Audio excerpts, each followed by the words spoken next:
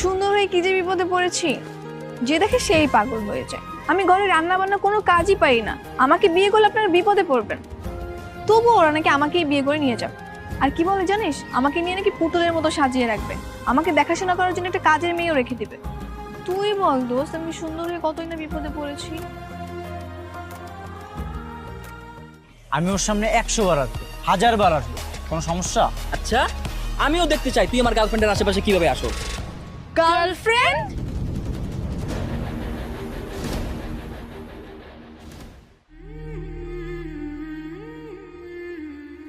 আল্লাহ, এইসব কিভাবে হলো?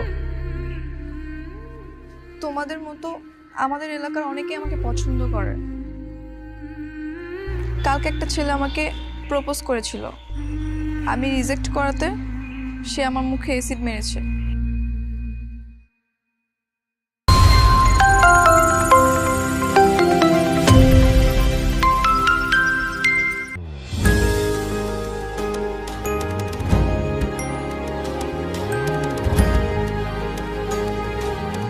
কিরে, এত তাড়াহুড়া করে ডাকলে কেন?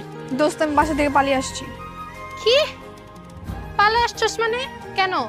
আর বলিস না দোস্ত, সুন্দর হয়ে কি যে বিপদে পড়েছি, যে দেখে সেই পাগল হয়ে যায়।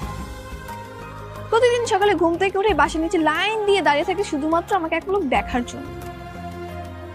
তুই বল দোস্ত, সুন্দর হয়ে কি না বিপদে পড়েছি। এই জন্য তুই বাসা থেকে পালা আসবি? আর এই ঘটনা তো এখানেই শেষ না। প্রতিদিন একটা করে ছেলে আমার বাসায় প্রস্তাব পাঠায় আমাকে বিয়ে করার জন্য।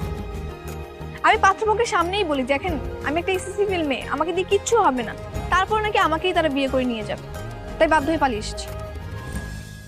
তোর চাপা মারিস না তো, তাদের আর খাওয়া দেওয়া কাজ নাই, এসএসসি ফেল করা মেয়েকে ওরা বিয়ে করে নিয়ে যাবে।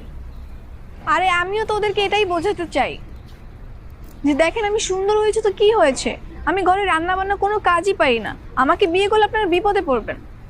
তবুও ওরা নাকি আমাকেই বিয়ে করে নিয়ে যাবে। আর কি বলে জানিস, আমাকে নিয়ে নাকি পুতুলের মতো সাজিয়ে রাখবে, আমাকে দেখাশোনা করার জন্য একটা কাজের মেয়েও রেখে দিবে। তুই বল দোস্ত, আমি সুন্দর হয়ে কতই না বিপদে পড়েছি। শোন, সব ছেলেরা না এক না, সবাই সুন্দরের পিছনে ঘুরে না। আর আমি নিজেই তার উদাহরণ। মানে?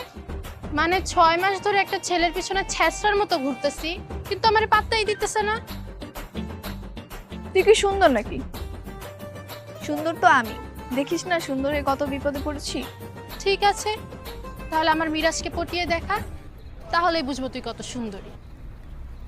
ঠিক আছে চল, দেখবি ও আমাকে দেখার সাথে সাথে আমার পিছনে লেগে গেছে, তখন কিন্তু সারাতে পারবি না।